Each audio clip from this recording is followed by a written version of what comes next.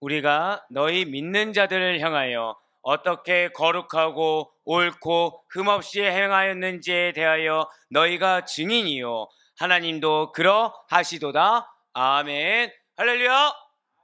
네, 추운 날씨에도 불구하고 그리고 여러 가지로 분주한 날씨에도 불구하고 이렇게 환경 가운데 여러분들이 이렇게 주의 말씀을 사모함으로 그리고 주를 믿는 믿음 가운데 수요 은혜 예배에 나오신 우리 모든 성도님들을 주님 환영하고 축복합니다.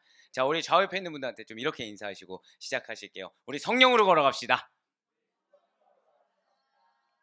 네. 자, 한 번 더 인사하실 때, 자, 하나님이 함께 하십니다. 자, 정말로 믿으십니까? 하나님 함께 하심을 믿으십니까? 네, 그렇죠. 이렇게 물어보는데 아니오라고 대답할 성도님들이 과연 전국 교회에 얼마나 되겠습니까?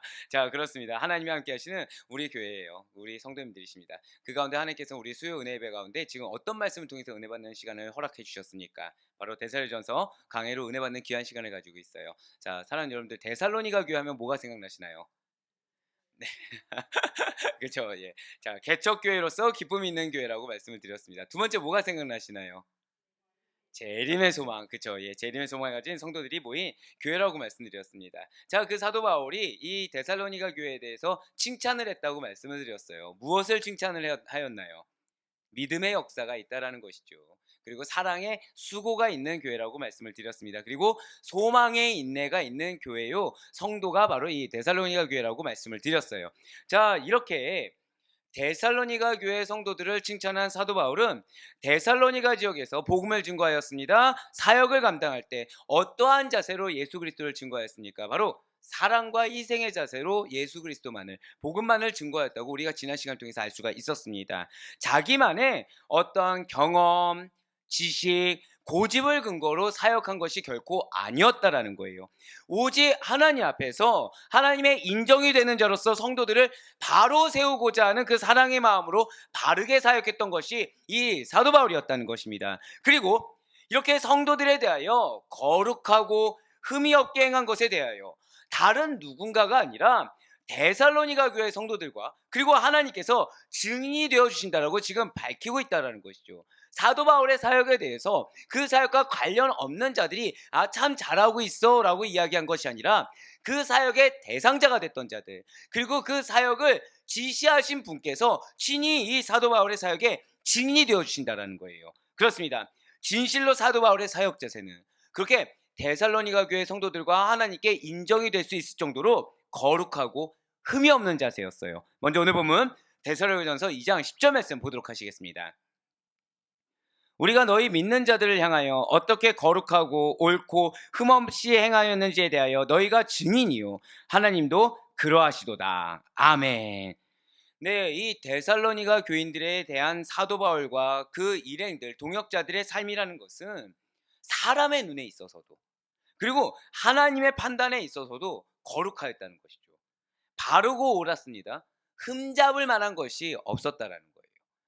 제가 사역의 첫 시작이 어딘지 아마 다 알고 계실 것입니다. 저는 이제 중역교회 시작했는데 그때 이제 고 김창희 목사님 아드님이 이제 계셨었어요. 근데 이제 처음에 부임했을 때 전체 교육자 회의가 당시에는 이제 토요일 날 있었습니다. 토요일 날 있었는데 첫 마디가 뭔지 아십니까? 사람이 되지 말라는 거였어요. 그 너무 충격적인 거예요. 자, 교육자는 목사는 사람이 되어야 됩니까? 안 되어야 됩니까? 사람이 되어야 되겠죠. 근데 사람이 되지 말라는 거예요. 신이 되라고요. 아이고 지요. 어우. 예, 절대, 예, 커트, 예, 예, 예, 절대 안 되죠, 절대 안 되죠. 그게 무슨 말씀이었냐면 사람을 기준으로 삼지 말라는 거였습니다. 그 다음 말이 목회자는 사람을 봐서는 안 된다. 이 사람을 기준으로 사역해서도 안 되고 목회자는 사람이길 포기해야 된다고 하시는 거예요.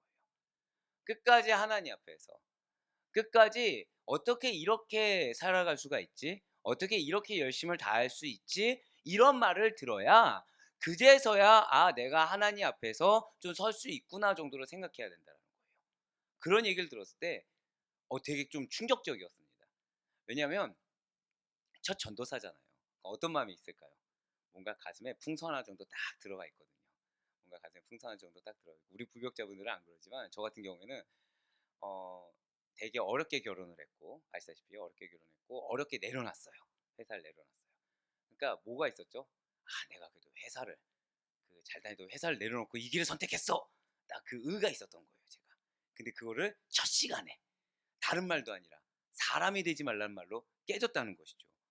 자, 그러고서 그 토요일 날 첫 회의 때 그 말과 더불어서 당시에 담임 목사님이 선포했던 말씀이 뭔지 아십니까? 바로 이 말씀이었다는 거예요. 바로 이 말씀. 그러면서 뭐라 얘기하셨냐면, 사도 바울과 이 일행들이, 자, 우리가 흔히 살아가면서 하나님께 인정이 되면 사람에게 인정받느냐는 질문을 던졌을 때, 거기 있던 그 50명 가까이 되던 교역자들이 아무도 된다고 얘기한 사람이 없었습니다. 그만큼 힘들다는 걸 안다는 거예요. 왜? 하나님 원하시는 방향과 사람이 원하는 방향은 엄밀히 다르다는 것이죠. 그런데 이걸 두 방향, 두 트랙을 다 같이 충족시킬 수 있었다. 이들의 삶이 있었냐는 거예요. 이들의 기준이 인간적인 소욕이 단 하나라도 0.1%라도 들어갈 수 있었냐는 거라는 것입니다. 얼마나 충격을 받았을까요? 예, 맞습니다. 사랑하는 여러분들, 오늘 말씀을 시작하기 앞서 우리는 사도 바울과 같은 사명이 있는 자라는 사실을 여러분들 반드시 잊지 마시길 바라겠습니다. 많은 분들이 사도 바울, 베드로 하면 와 대단해, 우린 그렇게 할 수 없어 라고 생각하지만 아니에요.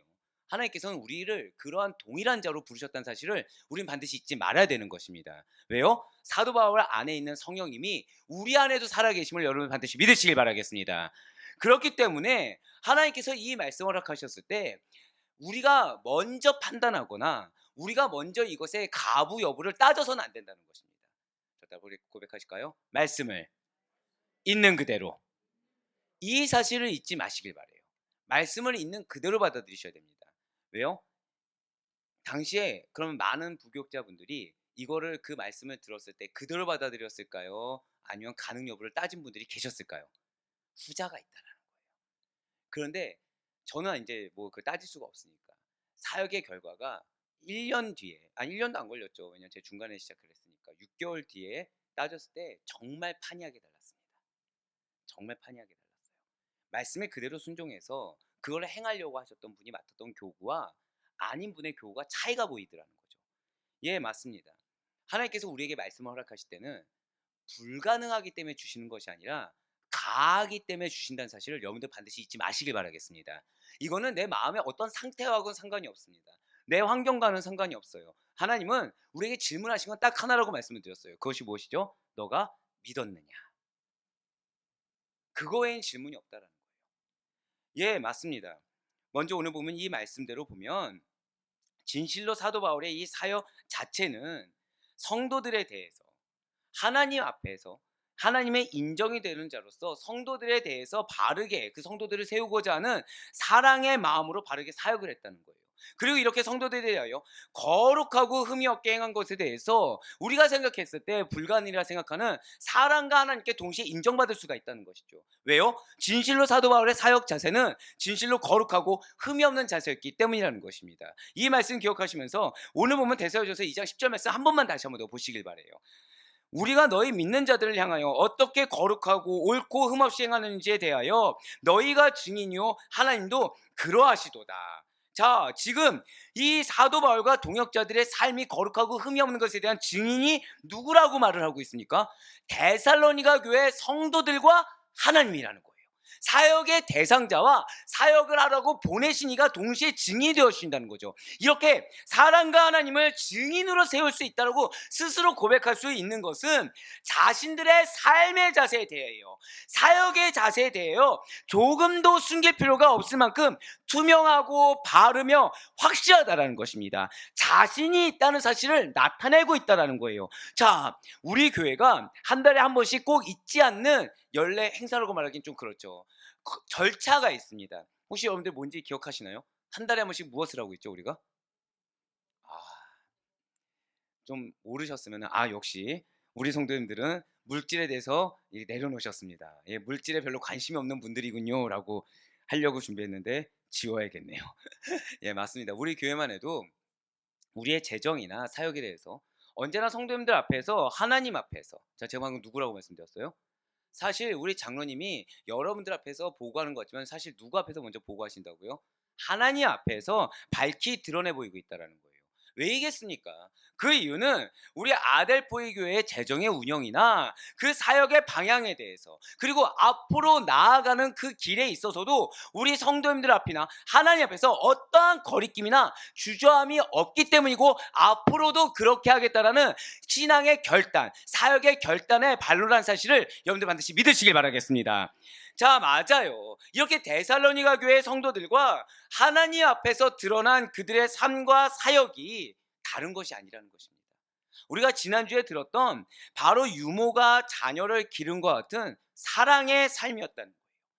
목숨까지도 주기를 아까워하지 않아, 아니 즐겨하는 희생의 삶이었다는 것입니다. 이기적인 목적이 아니라 오직 단 하나, 하나님의 복음만을 위한 헌신의 삶이었다는 거예요.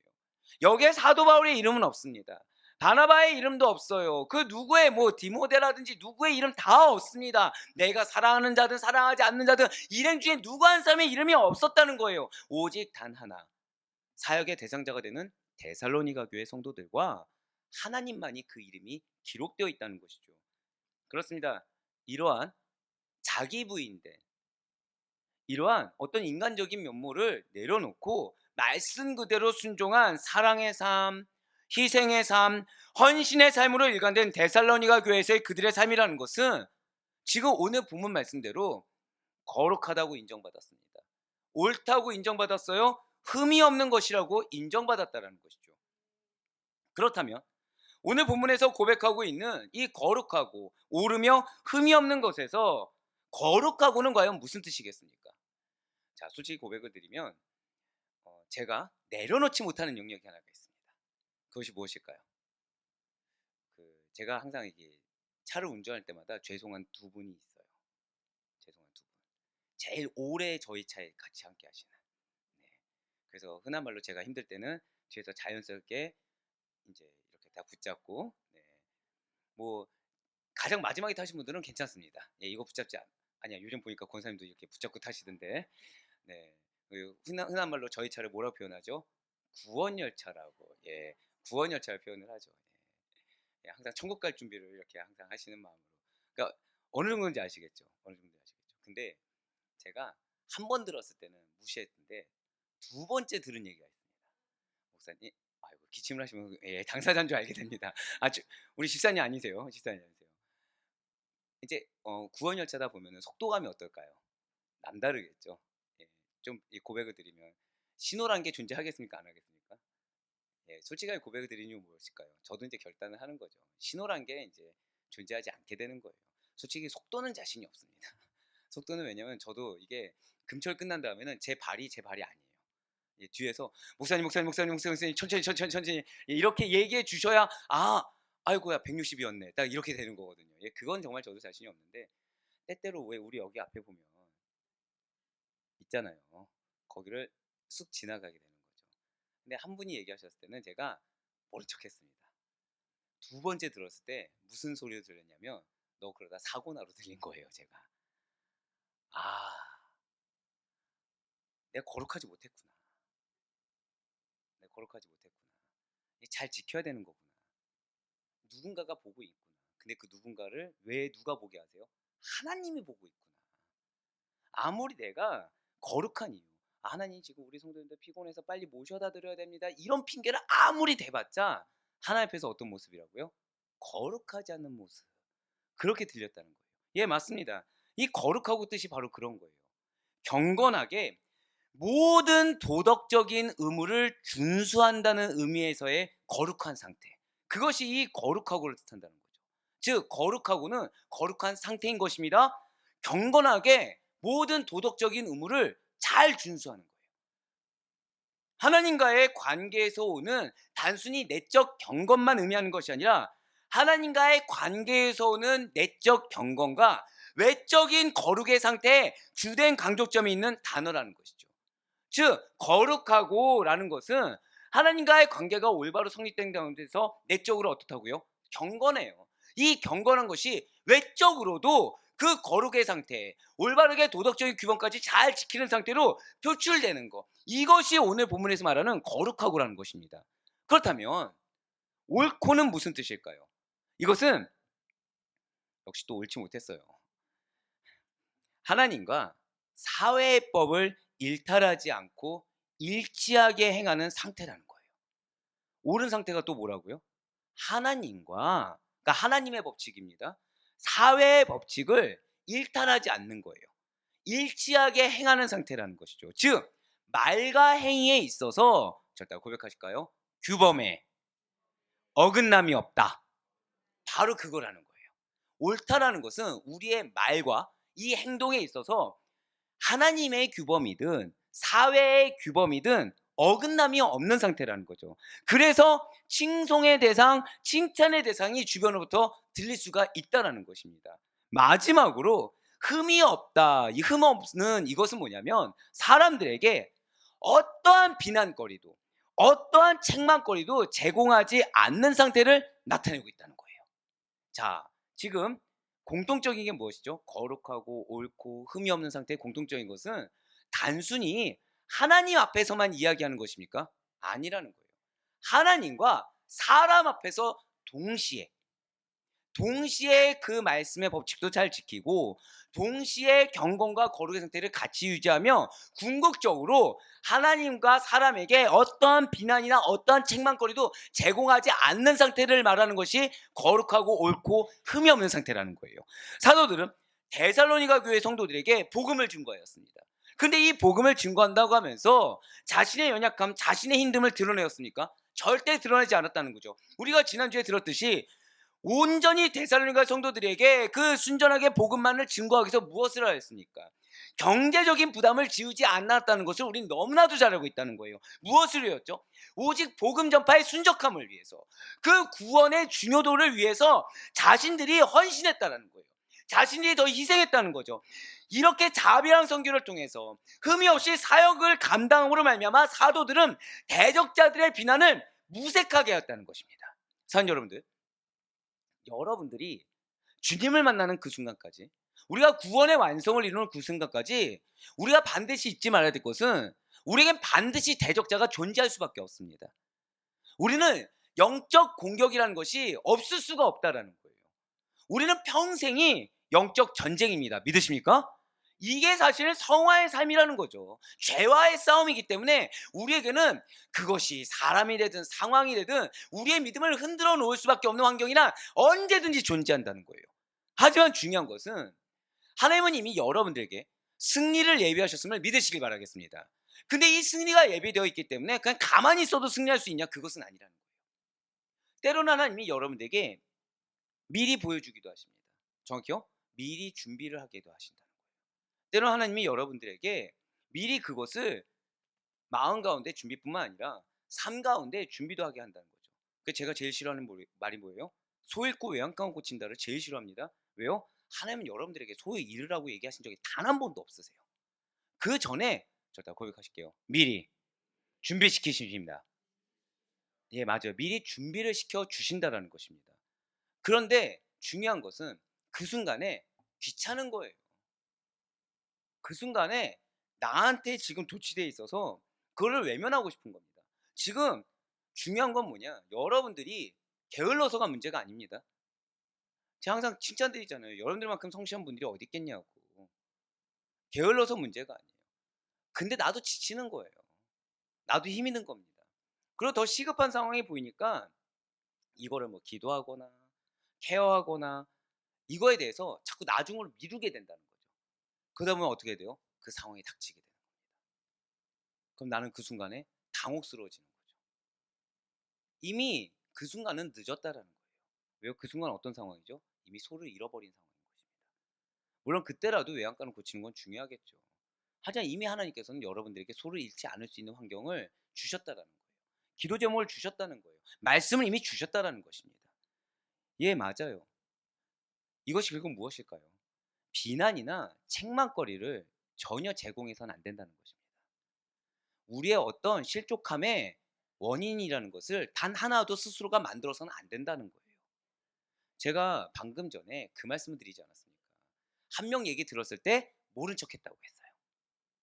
근데 만약에 제가 그때 모른 척하지 않고 그 말씀에 순종했다고 한다면 두 번째 분이 생겼을까요? 안 생겼을까요? 안 생겼다는 거예요. 얼마나 회개했는지 모릅니다. 왜일까요? 그분이 은혜를 받았어요. 은혜를 받았습니다. 근데 수긍하고 건너간 걸 본 거예요. 말씀을 증거한 자가 수긍하고 건너간 걸 본 거죠. 마음이 어떨까요? 갑자기 그분 마음이 어려워지신 거예요. 그분 마음이.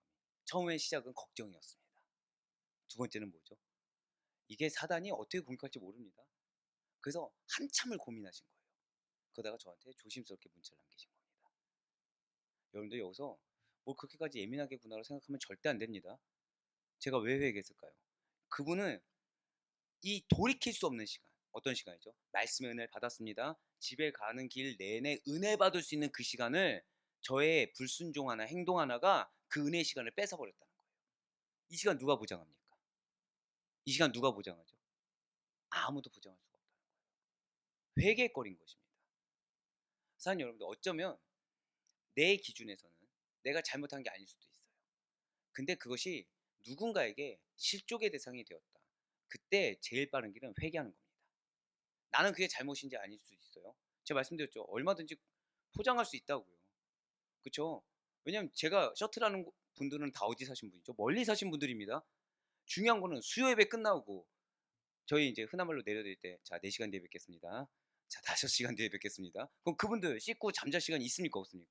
뭐 저야 어차피 잠이 없는 인간이지만 그분들은 또 몇 시간 뒤에 타셔야 될 분들이에요. 그래서 저 무슨 포장할 수 있죠? 빨리 가서 쉬게 해드려야 이분들은 다음날 새벽기도 나오시고 또 하루의 삶을 사는데 한 이 정도 괜찮지 않습니까? 얼마든지 포장할 수 있겠죠. 근데 중요한 건 하나님은 저에게 뭐라고 물으신다고요? 너가 믿음이 있었느냐? 우리는 비난이나 책망거리를 제공해서는 안 돼요. 어떠한 경우에서도 하나님이 마음을 주셨다고 한다면 그것은 그 다음에 올 더 큰 리스크를 사전에 대비하게 하기 위해서, 사전에 그 리스크를 없애기 위해서 미리 우리에게 마음을 주시고 듣게 하시며 보게 하신다는 사실을 여러분들 영적으로 반드시 분별하시길 바라겠습니다. 네, 그렇습니다. 조금 쉽게 정리를 해볼까요? 지금 거룩하고 옳고 흠이 없다 해서 거룩함은 결국 무엇일까요? 자, 저 따라 고백하실게요. 하나님께 대한 경건함. 네, 그럼 옳음은 무엇일까요? 저 따라 고백하실까요? 도덕적 기준에 위배되지 않음. 결국 전자는 하나님께 대한 의무를 나타내는 것이고요. 후자는 인간에 대한 의무를 나타낸다는 것입니다. 거룩하다는 것은 하나님께 대한 의무이고 옳다라는 것은 인간에 대한 의무를 나타낸다는 거예요. 진실로 사도 바울과 그 일행들은 하나님과의 관계에서는 거룩함으로, 사람과의 관계에서는 옳게 행함으로 하나님과 사람에 대하여 마땅히 행할 의무를 바르고 흠이 없게 처신했다는 거예요. 그렇습니다. 결국 무엇인가요? 흠없음이라는 것은 하나님과 사람 앞에 어떠한 부끄러움이나 어떠한 잘못이 되는 한치의 결정도 없이 완전 무결함을 의미한다는 것입니다. 예, 사도 바울과 그 일행들은 이처럼 거룩하고 오르며 흠이 없이 행하였습니다. 그럼으로써 자신과 그 동역자들이 데살로니가 지역에서 그 교회에서 얼마나 떳떳한 자세로 사역했는지를 매우 선명하게 드러내보고 있다는 거예요. 진실로 사도 바울의 일행의 그 행동이라는 것은 하나님이나 사람들 모두 앞에서 단정하고 올곧으며 바르게 행하였습니다. 사도 바울은 하나님을 경외하는 자였어요. 그리고 하나님 앞에서 행하는 자였습니다. 그래서 하나님께서 자신에게 허락하신 영혼에 대하여서도 마치 하나님께 대하듯이 하나님 앞에서 행하듯이 매우 귀하게 여기고 소중하게 대했다는 거예요. 그 사역의 환경에서도, 삶의 환경에서도 역시 누굴 바라보고서요? 하나님을 바라보고 행했다는 것이죠. 그래서 사도 바울이 이렇게 고백하는 것입니다. 바로 사도행전 24장 16절의 말씀입니다. 이것으로 말미암아 나도 하나님과 사람에 대하여 항상 양심의 거리낌이 없기를 힘쓰나이다. 지금 하나님에 대하여만 아니고 누구에 대해서도요? 사람에 대해서도 항상 양심의 거리낌이 없기를 힘썼다는 거예요. 그렇습니다. 진실로 사도 바울은 자신이 하나님을 제일로 섬길 것과 동일한 마음으로 사람들에게도 똑같이 소중하게, 똑같이 귀중하게 여겼다라는 것입니다. 사랑하는 우리 아대포의 교회 성도 여러분들, 대체 왜 사도 바울은 왜 그렇게 수고하고 왜 그렇게 고생을 한 것입니까? 왜 그렇게 많은 고난이라는 것을 자초했던 것입니까? 대체 왜 사람들 앞에서 이렇게까지 낮아진 것입니까? 왜 그렇게 억울한데도 억울한 거 드러내지 않고 그 영혼의 가치를 위해서 나를 헌신하고 희생했던 것입니까? 사도 바울은 이에 대해서 저 따라 고백하실게요. 사람을 얻기 위하여. 네, 바로 그렇게 단호하게 선언했어요. 고린도전서 9장 19절의 말씀입니다. 내가 모든 사람에게서 자유로우나, 예, 맞아요. 모든 사람에게 대해서 자기가 행하지 못할 것이 없다고 말을 하는 것입니다. 그런데 스스로 그것을 다 포기하고 모든 사람에게 무엇이 되었다고요? 종이 된 것은 더 많은 사람을 얻고자 함이라. 자신을 절제했어요. 자신을 내려놓았습니다. 철저하게 누구에게 맞췄어요? 오직 복음을 위해서, 구원을 위해서 영혼에게 맞췄습니다. 사람에게 맞췄어요. 자신의 성향 다 필요 없었습니다. 그 영혼을 얻을 수만 있다고 한다면 지금 뭐가 됐다고요? 종까지 됐다는 거예요. 노예까지 됐다는 거예요. 사도 바울은 하나님을 귀하게 여겼습니다. 그랬기 때문에 오히려 더 많은 사람을 얻고자, 더 많은 사람을 하나님께로 인도하고자, 더 많은 사람들이 그리스도를 만나고 복음을 깨닫게 하고자 모든 사람에게 내가 스스로 종이 되는 것을 주저하지 않았다는 것입니다. 바로 이것이에요. 정말로 하나님을 사랑하는 자, 정말로 하나님을 귀하게 여기는 자, 정말 복음이 나의 인생의 전부가 되는 자들은 절대 사람을 나보다 낮게 평가하지 않는다는 사실을 여러분들 반드시 믿으시길 바라겠습니다. 내가 어떤 소리를 들었을 때 대체 왜 나한테 이런 게 아니라, 아, 이게 하나님의 음성이구나. 대체 내가 이런 상황에 놓였을 때 나의 억울함이나 나의 속상함을 드러내는 것이 아니라, 아, 하나님이 지금 이것이 나의 교만을 깨는 거구나. 하나님의 말씀을 무시했던 것을 지금 나에게 질책하시는구나라고 인정하고 낮아진다라는 거죠. 하나님을 알고 하나님을 만난 사람은 하나님께서 붙여주신 사람들이 얼마나 소중하고 얼마나 귀한 줄 아는 법이라는 것입니다. 사람에 대하여 평가하지 않아요. 스스로 정죄하거나 스스로 나를 옳게 여기고 다른 사람이 틀렸다고 그렇게 얘기하지 않습니다. 하나님께서 보내셨기 때문에 나에게 무엇이 되었든지 간에, 내 마음이 어떠하든지 간에, 저따라 고백하실까요? 그 영혼이 나에게 유익입니다. 이걸 믿는다는 거예요. 하나님께서 그 영혼에 대한, 그 공동체에 대한 나의 마음과 나의 행동을 결코 내 입장에서가 아니라 하나님의 마음, 그분의 계획, 그분의 뜻 안에서 감찰하고 계시다는 것을 잊지 않는다는 것이죠. 항상 무슨 마음이 들어요? 두려운 마음이 들 수밖에 없다는 거예요. 항상 무슨 마음이 들어요? 회개하는 마음이 들 수밖에 없다는 거죠.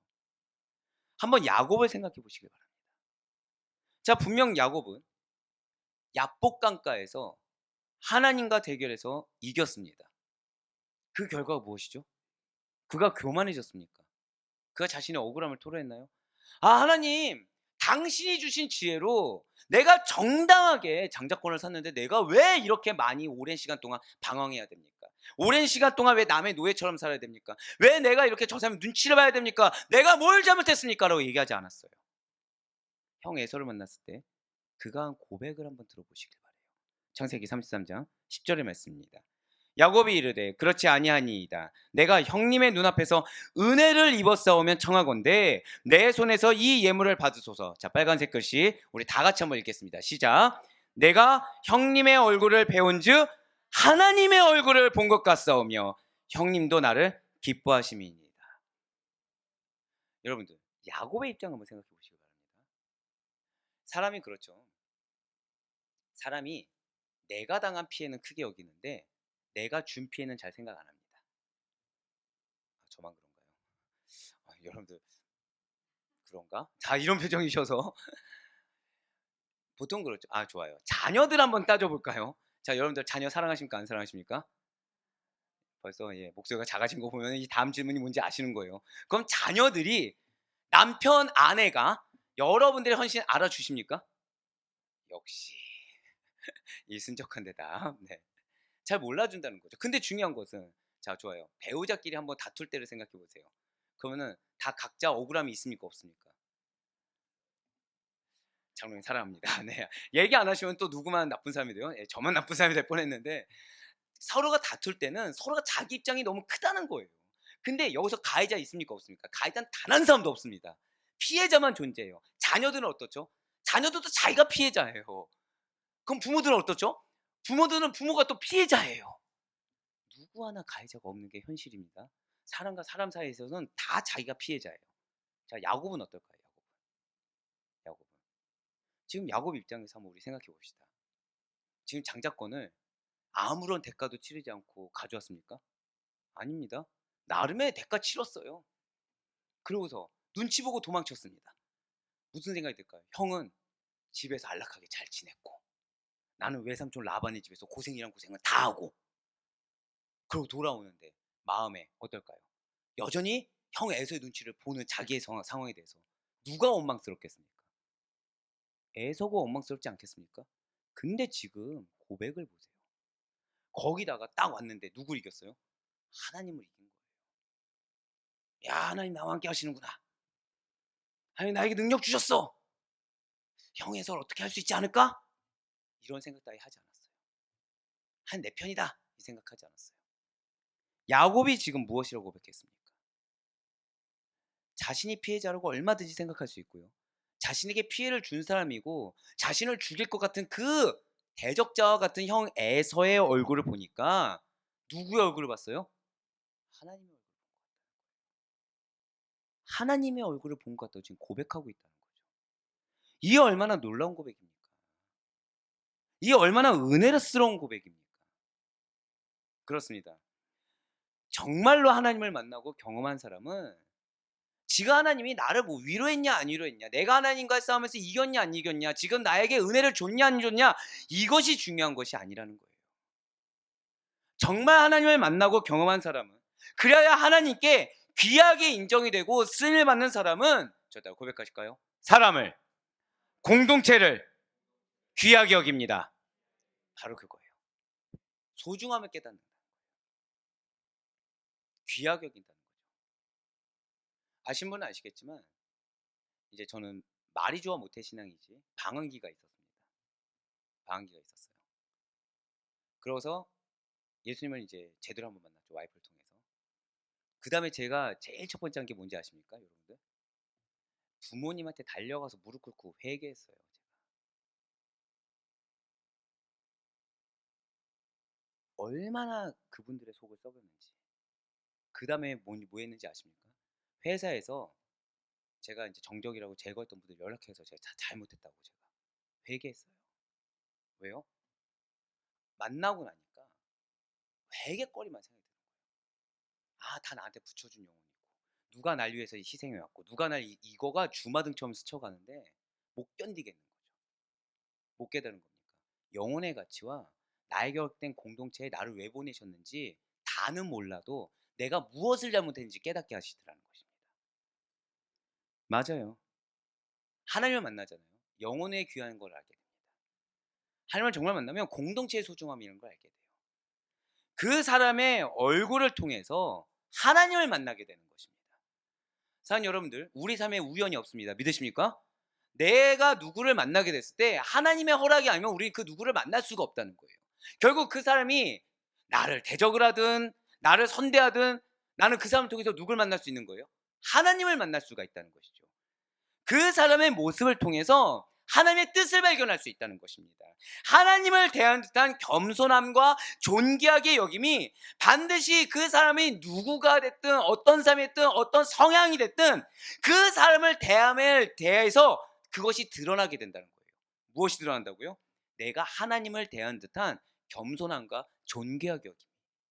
내가 지금 하나님을 어떻게 대하고 있는지가 그 공동체를 내가 어떻게 대하고 있는지, 그 영혼을 어떻게 대하고 있는지에서 드러나게 된다는 것입니다. 결코 경홀하게 내 입장이나 성향에 맞춰서 대할 수가 없다라는 거예요. 분명 예수님께서도 무엇이라 말씀하십니까? 지극히 작은 자 하나라도 예수님을 대하듯이 할 때 그가 참 성도다, 그가 참 내 가족이다라고 말씀하셨어요. 바로 누가복음 9장 48절의 말씀입니다. 그들에게 이르시되 누구든지 내 이름으로 이런 어린아이를 영접하면 곧 나를 영접함이요 또 누구든지 나를 영접하면 곧 나를 보내신 이를 영접함이라. 너희 모든 사람 중에 가장 작은 그가 큰 자니라. 아멘. 사랑하는 우리 성도 여러분들, 지극히 가난하고 연약한 사람 하나를 만나도, 아니요, 무언가 내 마음에 안 들고 왜 나랑 이 사람 정말 안 맞아라고 하는 사람 있죠. 그 사람을 만난다고 하더라도, 좀 무언가 부족해 보이는 사람을 만나더라도 마치 예수님을 대하듯이 대하고 계십니까? 그들이 정말 예수님만큼 가치 있고 존귀하게 여겨지십니까? 우리에게 이런 마음이 반드시 있어야 될 줄 믿으시길 바랍니다.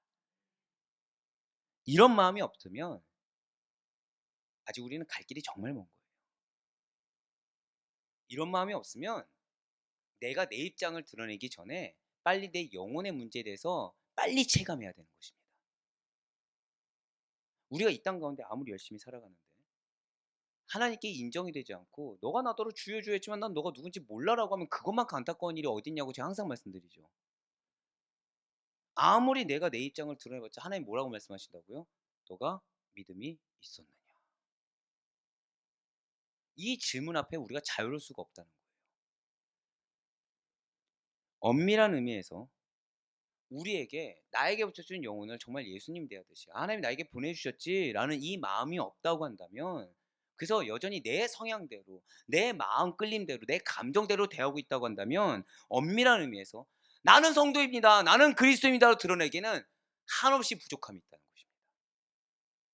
나 스스로 나는 교회를 다닙니다, 나는 하나님을 믿습니다, 나는 성도입니다 라고 스스로 평가할지라도 우리 예수님께서 나를 무엇이라고 평가하실지, 나의 이 마음의 깊숙한 본질과 그 행동의 근원을 내 입장이 아닌 예수 그리스도의 마음과 그분의 말씀에 기인해서 냉정하게 나의 영적 상태에 대해서 인정하고 분별할 수 있어야 된다는 거예요. 그러므로 사람을 대할 때 그가 누구든지 내 입장에서가 아니라 하나님의 사명으로서 하나님을 대하듯이 최선을 다할 수 있는 여러분과 제가 되길 간절히 소망합니다. 그래서 사도 요한이 오늘날 우리로 하여금 반드시 되새기길 원하는 마음으로 지금 이렇게 말씀하는 것이 아니겠습니까? 바로 요한일서 4장 20절과 21절의 말씀입니다. 우리 다 같이 요한일서 4장 20절과 21절의 말씀, 나에게 주시는 말씀으로 알고 우리 다 같이 한 목소리 읽겠습니다. 시작. 누구든지 하나님을 사랑하노라 하고 그 형제를 미워하면 이는 거짓말하는 자니 보는 바 그 형제를 사랑하지 아니하는 자는 보지 못하는 바 하나님을 사랑할 수 없느니라. 우리가 이 계명을 주께 받았나니 하나님을 사랑하는 자는 또한 그 형제를 사랑할지니라. 아멘. 여러분들 여기서 반드시 여러분들 기억해야 될 거 딱 하나가 있습니다. 저 따라 고백하실까요? must. 이거 must예요. 이거 초이스 아닙니다. 결국 형제를 나에게 보내주셨어요. 그럼 반드시 뭘 해야 된다? 사랑해야 된다. 사랑하지 아니하는 거. 나는 미워하진 않습니다. 이건 사랑하지 않는 거죠. 무관심 안 됩니다. 내 마음의 나름의 정죄함 안 돼요. 겉으로 드러내지만 않으면 된다? 안 됩니다. 뭐라고 말씀하세요? 하나님 사랑하면 그 사랑을 증명해. 계명을 받았으면, 말씀을 받았으면 그 말씀을 증명해. 이것은 선택이 아니라 필수야. 사실 이렇게 하나님과 사람 둘 다 사랑해야 하는 거 너무 우린 잘 알고 있어요. 쉽습니까? 어렵습니까? 문제는 너무 어렵다는 거죠. 그 균형을 이루는 일이라는 것이 쉽지는 않다는 것입니다.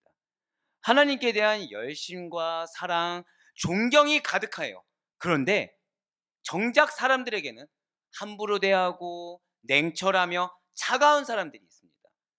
이 부류만 있나요? 아니요. 반대의 경우도 존재한다는 거예요.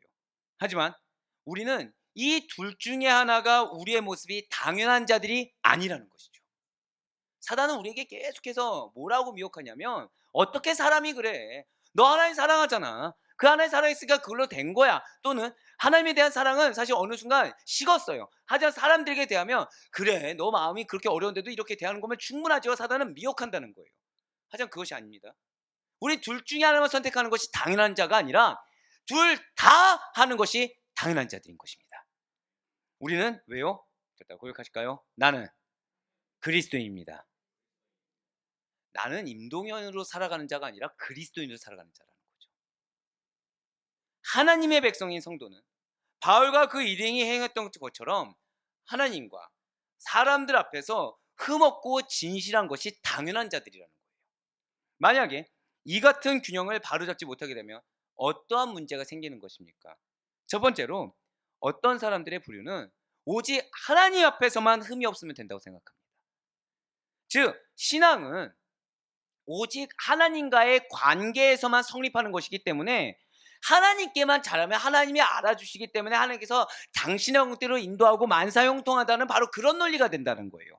이런 사람들은 대개 교회에서 아주 경건한 듯이 선한 걸로 무게를 잡고 있다가 교회 문을 나가서는 세상에서는 오히려 불신자들보다 더욱 지독하다는 소리를 듣거나 오히려 불신자들보다 더 못한 모습을 보이고 난다는 거죠. 또는 전도다, 교회의 일이다, 신방이다라고 하면서 열심을 다합니다. 정작 자신의 집에서나 직장에서는 책임을 다하지 않는다는 거예요. 내가 해야 할 일들을 교회 일이라는 하나님의 일이라는 핑계 뒤에 숨어서 책임지고 같이 행해야 될 일을 가득 쌓아서 아예 버려둔다는 거죠. 이런 사람들은 대개 거룩함, 속됨이라는 것을 아예 이렇게 구분하기 원합니다. 그러니까 아예 거룩하구나 속되다 이걸 구분하는 이원론적인 신앙관, 절대 고백하실까요? 이원론적인 신앙관, 그것을 가지고 있다는 거예요. 그러니까 앞과 뒤가 다른 겁니다. 뒤틀린 신앙의 소유자가 된다라는 거예요. 근데 이걸 인정하기 싫으니까 무엇만 붙잡는다고요? 하나님 앞에 거룩.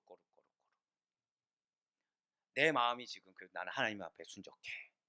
나는 그래도 하나님 말씀 이 정도로 실천하고 있어. 나는 그래도 하나님 앞에서 이렇게 회개해. 난 거룩. 두 번째로 또 어떤 사람들은 사람들 앞에서만 진실하면 된다고 얘기하는 사람들이에요. 그들은 하나님께 하는 것이 곧 사람들에게 하는 것이기 때문에 사람들에게 하는 것은 곧 누구에게 한다고 얘기해요? 하나님께 하는 것이라고 이야기한다는 거죠. 한마디로 하나님과 인간 사이에 극복될 수 없는 선이 있습니다. 이것을 알게 모르게 스스로가 지워버리고자 한다는 거예요. 그래서 기준이 무엇이냐? 사람의 도리입니다. 사람의 마땅히 행할 바를 말씀보다는 어떠한 도덕적인 거, 인간의 윤리적인 거, 유교적인 거, 세상적인 전통의 기준에 두고서 행한다라는 것이죠. 그러나 이런 부류에 속한 대부분의 사람들은 기독교 신앙을 너무 윤리화하려는 경향이 있다라는 거예요. 기독교 신앙을 무엇으로 하려고 한다고요? 윤리화하려고 한다는 거죠. 그리하여 도덕적으로 선하다라고 하면은 그것은 무조건 하늘 뜻이 되는 것입니다. 또한 도덕적으로 선한 자는 저 사람이 정말 의인이지, 저 사람이 정말 그리스도인이지 라고 간주해버린다는 거예요. 그 마음에 뭐가 있냐 이건 중요하지 않습니다. 도덕적으로 열심을 다해요, 도덕적으로 무언가 선을 행해요, 그러면 의인으로 아예 칭해져 버리는 거예요. 마음속에 그렇게 또 정죄함도 둔다라는 거죠. 결국 이들의, 절대 고백하실까요? 결벽증적인 신앙, 아까 앞서 뭐라고요? 이원론적인 신앙이라고 한다면 이들은 결벽증적인 신앙을 가지고 있습니다. 그래서 점차 누구를 의식하냐? 하나님은 의식하지 않아요. 사람들의 눈만을 의식하는 경향을 띠게 되면 외식을 당연한 것이냐 앞다투어 행하게 된다는 것입니다. 이러한 신앙은 역시 마찬가지로 결코 참된 신앙을 할 수가 없다라는 것이죠. 그렇다면 정말로 참된 성도들, 우리 믿는 성도들이 지녀야 될 참다운 신앙이라는 것은 과연 무엇인 것입니까? 그것은 바로 둘 다를 가져야 된다는 거예요. 하나님과 사람들 앞에서 흠이 없고 진실된 신앙이 되어야 된다는 것이죠. 오늘 본문의 사도 바울과 그 일행과 같은 신앙이 되어야 된다는 것입니다. 참다운 신앙이라는 것은요, 여러분들 반드시 기억하시길 바라요. 위로는 하나님 앞에 거룩해야 됩니다. 그리고 아래 아니에요. 옆으로는 이웃들 앞에 정직해야 돼요. 제가 지금 아래가 아니라 옆이라고 했습니다. 왜요? 위로 하나님 앞에 거룩함을 내가 행한다고 생각하면은 필연적으로 영혼들, 공동체를 아래로 보려고 합니다. 영적 우월감에 휩싸이려고 해요. 하나님 앞에 거룩해야 한다면서 사람들을 무시하거나 사람들을 막대하거나 사람들 앞에 정직해야 한다고 하면서 정작 하나님을 없이 여기는 자, 하나님보다 다른 것이 더 우선되는 자는 모두 거짓말쟁이와 같다는 사실을 여러분들 반드시 잊지 마시길 바랍니다. 참된 신앙은 거룩과 속됨을 구분하는 이원론적인 신앙과 달라요. 참된 신앙은 하나님과 인간 사이의 이 경계를 허물어버리는 자유주의적인 신앙과도 다른 것입니다. 사로 아데포의 교회 성도 여러분들, 이러한 이원론적인 신앙과 자유주의적인 신앙을 경계하시길 바래요. 두 가지 신앙관에 대해서 기억하시면서 이제까지의 우리의 신앙을 한번 되돌아보시길 바랍니다.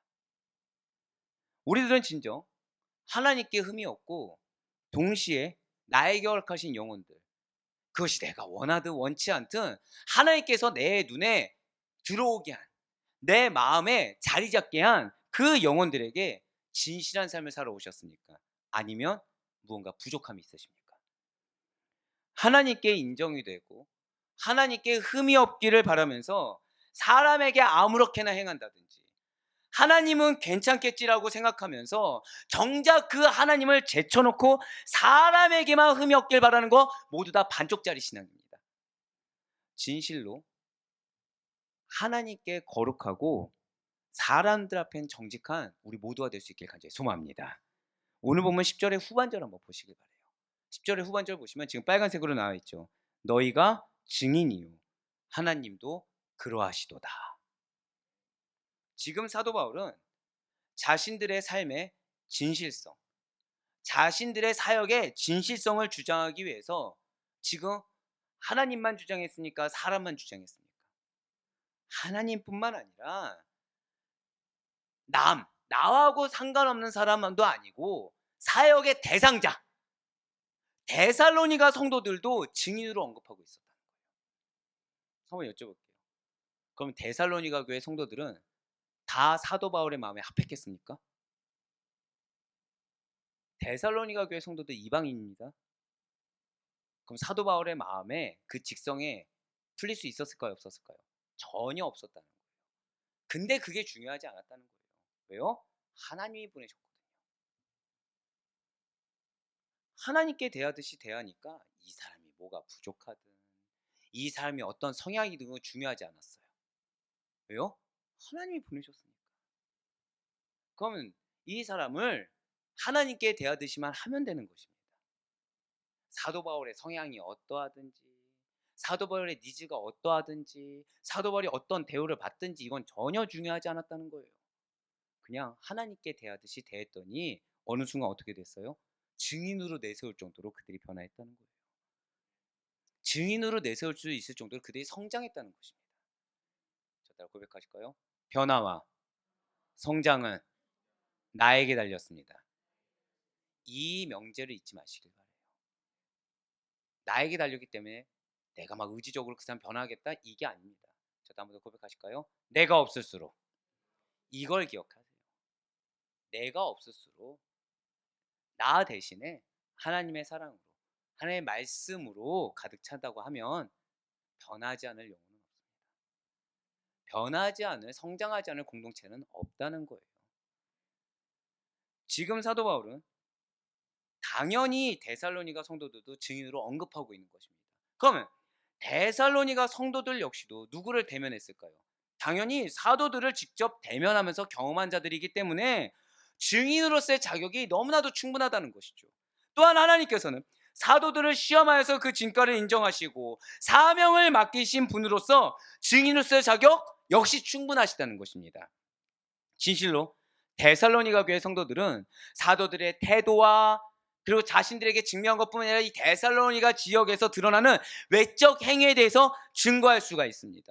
하나님께서도 사도들의 내적 동기가 순적한지 순적하지 않은 것에 대해서 증거할 수가 있다는 거예요. 진실로 사도 바울과 그 일행들은 이와 같이 사람과 하나님을 증인으로 채택함으로써 완벽한 증인의 요소를 다 갖추게 되었다는 것이죠. 제가 지금 그냥 증인이라고 하지 않았습니다. 완벽한 증인의 요소라고 말씀드렸어요. 비단 하나님뿐이었습니까? 아니요, 사람들까지도. 대놓고 말씀드릴까요? 하나님은 우리 내적 동기를 감찰하시고요. 여러분들에게 붙여준 그 영혼들은 여러분들의 외적 행위를 증거하는 자들입니다. 누구 앞에서요? 하나님 앞에서. 과연 우리들은 어떻습니까? 내적 동기와 외적 행위가 하나님 앞에서 증거가 되는 자들입니까? 부족함이 있는 자들입니까? 이에 대해서 고린도후서 5장 11절은 우리에게 이렇게 증거하고 있어요. 우리는 주의 두려우심을 알므로. 자, 지금 사도 바울이 뭐라고 얘기하고 있습니까? 무엇을 알기 때문에? 주님이 얼마나 두려우신지를 안다는 거예요. 사람들을 권면하거니와 우리가 하나님 앞에 알려졌으니, 나를 지금 누가 알고 계시다는 거예요? 하나님이 알고 계시기 때문에 또 너희의 양심에도 알려지기를 바라노라. 지금 사도 바울이 누구를 두려워하고 누가 알고 있다고 고백하고 있습니까? 하나님을 두려워하고 하나님이 알고 계신 걸 알기 때문에 사람들에게도 권면하고 권면할 수 있는 자격을 갖추며 그들의 양심에게도 하나님을 만날 수 있기를 그들이 헌신할 수가 있다는 거예요. 외적 행위까지 갈 수 있다는 것입니다. 지금 말씀 중반부에 하나님 앞에 알려졌다라는 것은 하나님께서 바울 자신의 진실성을 알고 계시다는 거예요. 하나님께서 바울의 진실성을 알기 때문에 바울의 증인이 되어 주신다라는 것입니다. 그리고 아까 마지막 고린도후서 5장 11절의 마지막 후반절을 보시면 너희의 양심에도 알려졌기를 바란다라는 것은 고린도 교회 성도들 역시도 그들 자신의 양심에 비춰보면 바울 자신의 진실성을 알게 될 것이라는 말씀이라는 거죠.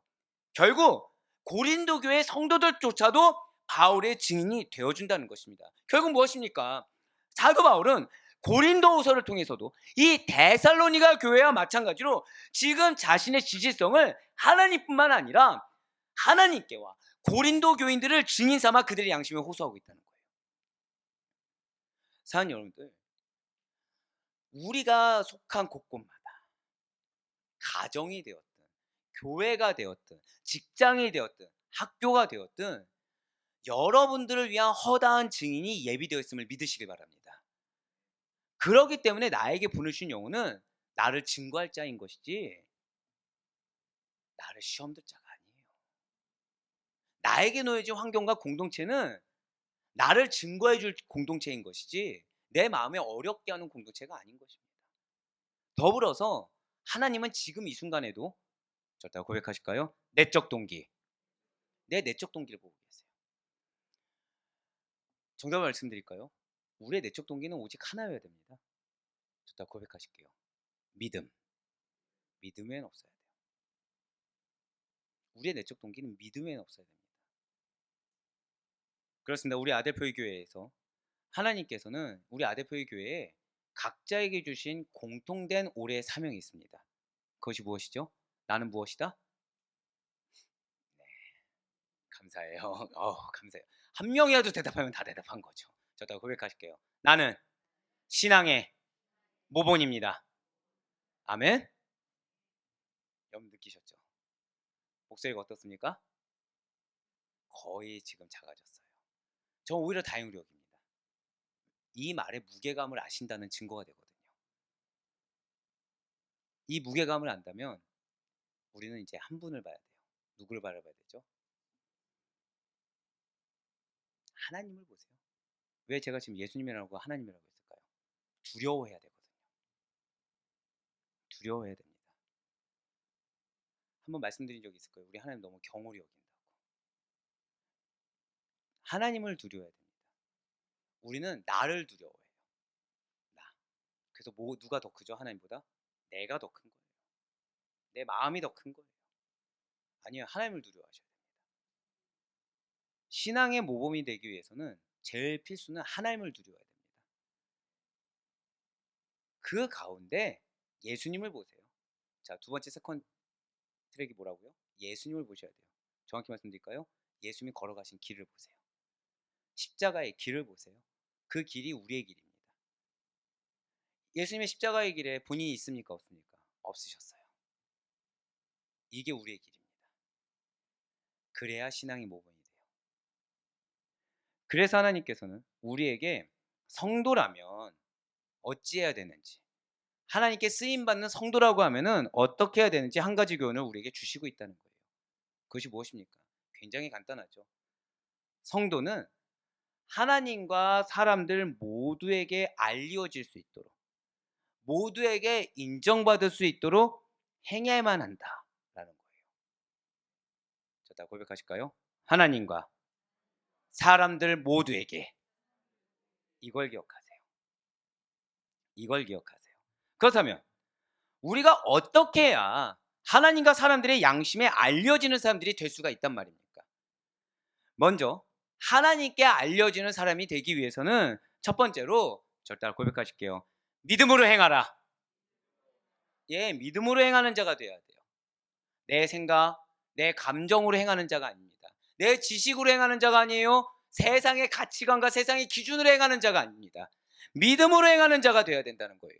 분명 사도 바울은 이전의 믿음을 버리고 율법을 따르고자 하는 갈라디아 교인들에게 이렇게 꾸짖었다는 것이죠. 바로 갈라디아서 4장 9절의 말씀입니다. 이제는 너희가 하나님을 알 뿐 아니라 더욱이 하나님이 아신 바 되었거늘 어찌하여 다시 약하고 천박한 초등학문으로 돌아가서 다시 그들에게 종로를 타려 하느냐. 아멘. 우리 갈라디아서 너무나도 잘 알고 있죠. 자, 지금 갈라디아 교회 교인들이 아이러니하게도 무엇을 위해서 초등학문 율법으로 돌아가려고 합니까? 구원의 완성을 위해서 돌아간다고 하는 거예요.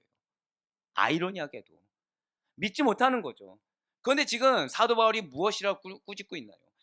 너희도 하나님을 알고 하나님이 너희를 아는데 어찌 그 말도 안 되는 핑계를 대서 돌아가려고 하느냐. 왜 다시 이전 것에 종로를 타려고 그걸 사람의 말을 선택하느냐. 지금 꾸짖고 있지 않습니까? 진실로 그리스도를 영접하여 그분을 통하여 하나님께 대하여 믿음으로 행하는 성도는 하나님께 잘 알려진 자입니다. 즉 절대로 고백하실까요? 나와 하나님은 잘 아는 사이입니다. 정말로 인정되십니까? 네, 감사해요. 잘 아는 사이답게 행하셔야 돼요. 나의 모든 것 사람이 알고 계시다. 그걸 아는 자답게 행해야 됩니다.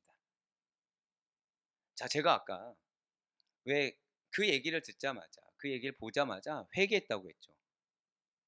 왜요? 하나님이 알고 계시니까.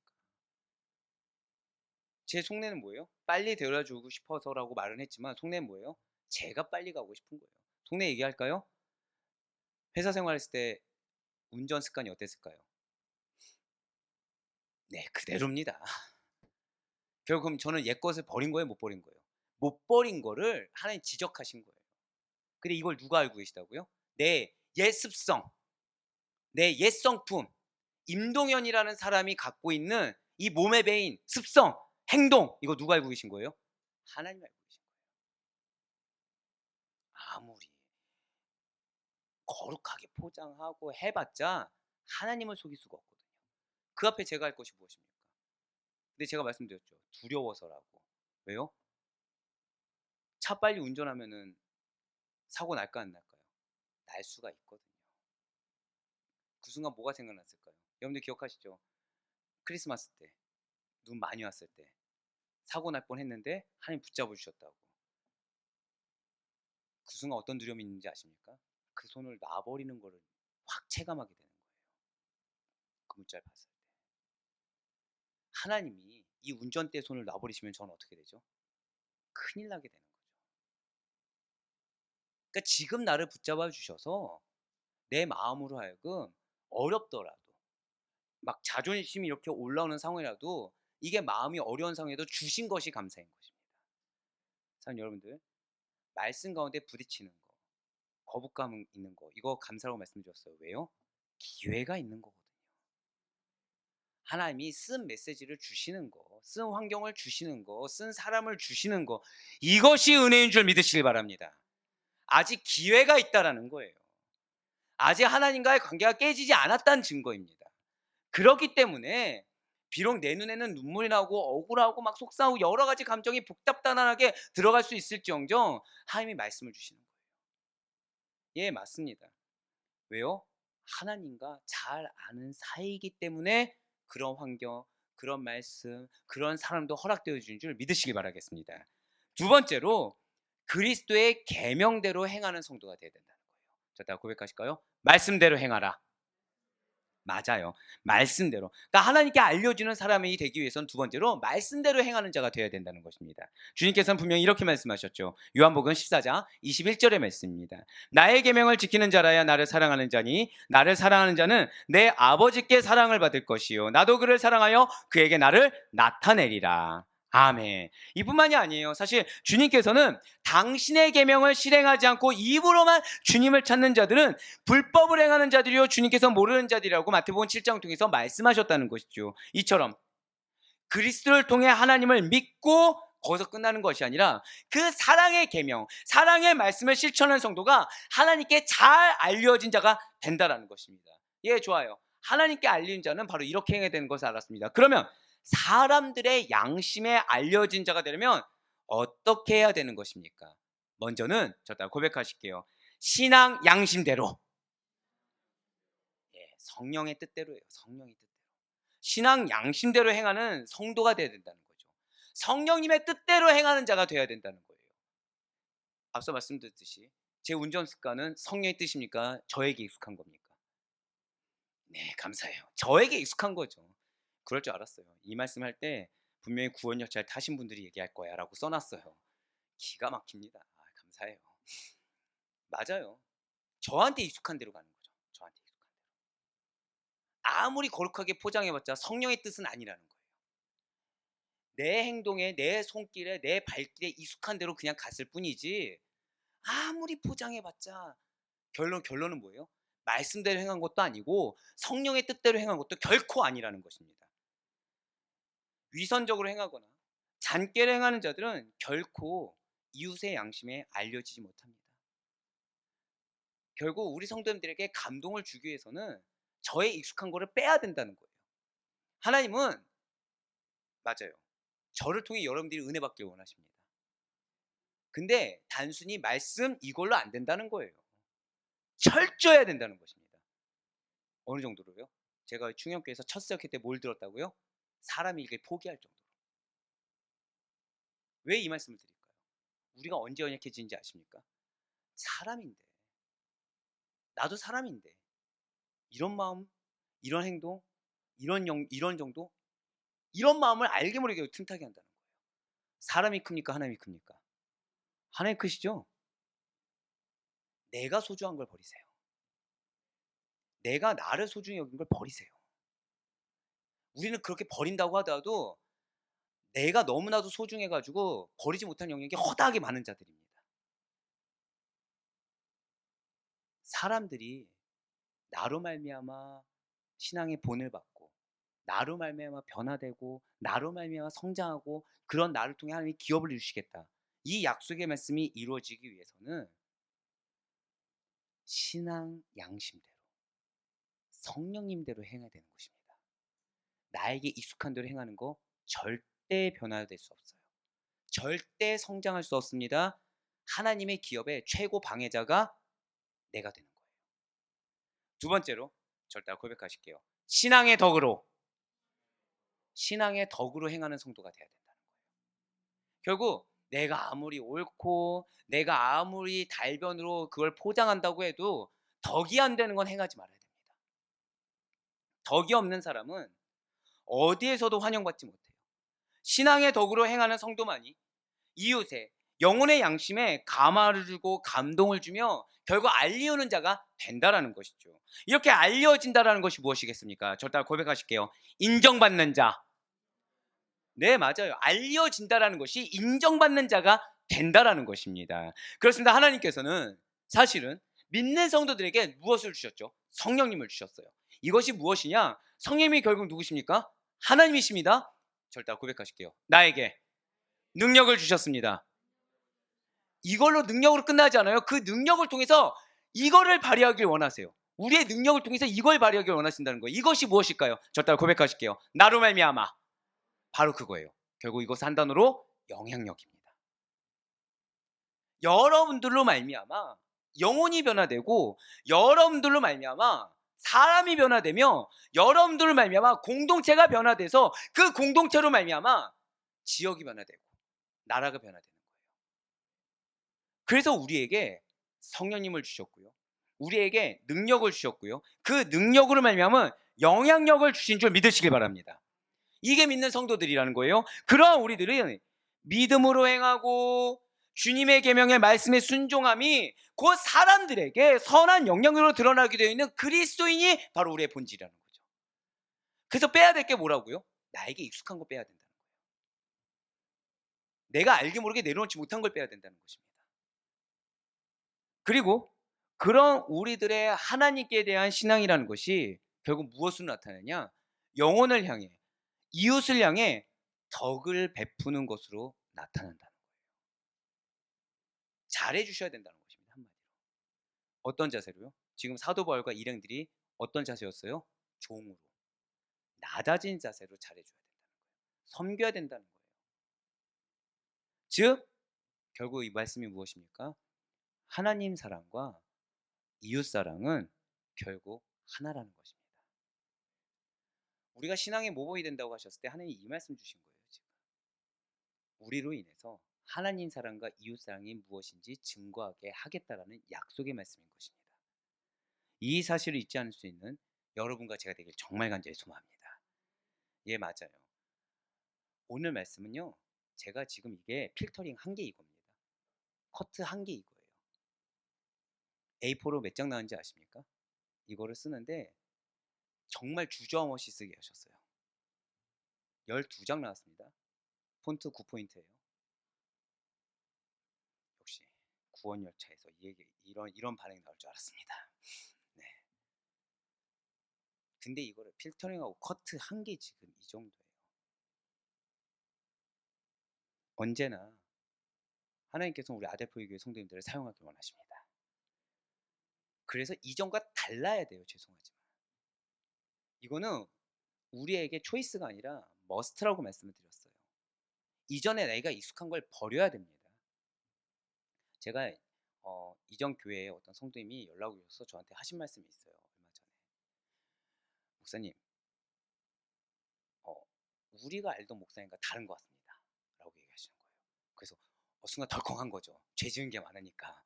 혹시 나 지금 뭐가 또 잘못하나 그랬더니 그게 이제 그런 게 아니고 설교도 달라지고 그리고 이렇게 설교할 때 나오는 이런 게 다 달라졌다는 거예요. 뭐 액션이나 이런 게.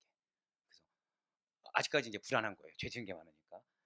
그래서 예, 제가 여러분들 앞에 고백한 거 운전이지 이 속에 더러운 게 얼마나 많겠습니까? 아니라고 아무도 얘기 안 해주시는 역시 인자는 머리 둘 것이 없습니다. 네. 그랬더니 사랑이 느껴진다는 거예요. 그래서 제가 웃으면서 그땐 사랑 안 느껴지셨나요? 그랬더니 자기들 사랑한다고 여겼는데 지금 정도는 아니었다는 것처럼 느껴진다는 겁니다. 예, 맞아요. 전 여러분들 정말 사랑합니다. 너무 늦었어요, 아멘이. 전 여러분들 너무 사랑합니다. 그래서 계속해서 말씀드리지만 이 앞에서 회개하는 거를 누군가는 계속해서 얘기하지 말길 원하는 선배들이 있어요. 근데 저는 별로 그게 부끄럽지 않아요. 왜냐하면 아니 사도 바울도 종인데 제가 뭐라고 그리고 숨겨봤자 이제 뭐라 그러죠? 이거 뭐 눈 가리기지. 예. 어차피 하나님이 다 알고 계시는데. 근데 너무 크게 아멘이라고 해주셨어요 지금. 예상하지 못한 반응이 뒤에서 나와가지고. 하나님 앞에서 행하시길 바랍니다. 그러면 부끄러움이란 게 별로 없어요. 그러면 하나님만 만족한다고 하면 그걸로 족하게 됩니다. 우리가 부끄러움, 자존심, 그리고 내 소용, 내 직성 이게 있으니까 이전 걸 못 버립니다. 이전 거 못 버리는 거에서 오는 리스크를 자꾸 숨기려고 하니까 더 큰 리스크가 있어서 소를 자꾸 잃게 돼요. 외양간을 고치려는 행위조차 안 하게 됩니다. 하지만 하나님께서 우리에게 사명을 주셨어요. 신앙의 모범이 되라. 이건 결국 무엇이라고요? 한번 저 따라 고백하실게요. 하나님 사랑, 이웃 사랑.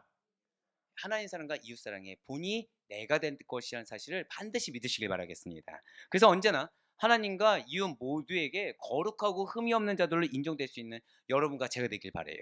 그래야 바랄 건 없기는 이 바울과 그 일행들의 거룩함과 흠이 없음을 하나님과 사람들, 정확히는 그 사역의 대상자들이 증인이 되어서 그들의 신앙과 그들의 사역에 진정성이 있음을 확증해 준 것처럼 저와 여러분의 삶과 생활 가운데 그 신앙의 모습 가운데 언제나 하나님과 나의 사역의 대상자들, 그 동역자들, 내 가족들이 증인이 되어서 거룩하고 흠한 자로 온전히 인정받고 바로 설 수 있기를, 그래요 선한 영향력을 가진 자로서 주의 허다한 증거하심을 경험하며 크고 도기하게 쓰임받을 수 있는 여러분과 제가 될 수 있기를 주님의 이름으로 간절히 축원합니다.